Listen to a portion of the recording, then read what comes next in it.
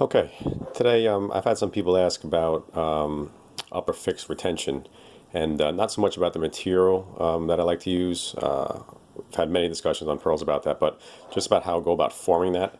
And I'm using Retanium, which is from Reliance. But first thing I'm gonna do is just get a rough measurement, and I usually like it to go from the middle of one lateral to the other. So we'll just cut that length like this.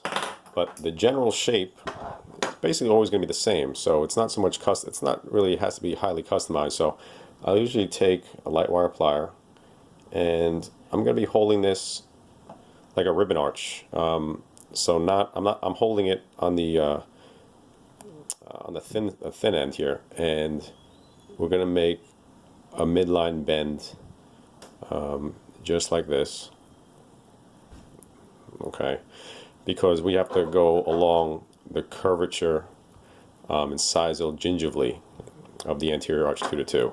So we're curving it that way first, and that's the middle.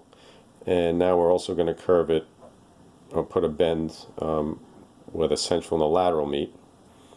So we'll do the same thing over here. Okay, and we'll do the same thing on the other side here. All right, usually that's about it as far as in that dimension. So now you can see we have a nice curved shape here, which usually will sit pretty good on the lingual surface. And that's without actually putting it in the mouth and doing any measurement. You're going to get pretty nice adaptation as long as you do that and you give a little curvature there. So now, a lot of times I'll take an Explorer and I'll just push into the tooth, into the lingual surface, just to get, because it's kind of malleable, just to get it to fit better. Especially if you have marginal ridges, a lot of times I will take a round diamond burr and smooth off some of these marginal ridges just to get better adaptation. But you can see just by holding this, even with just, let's fix that up a little bit there.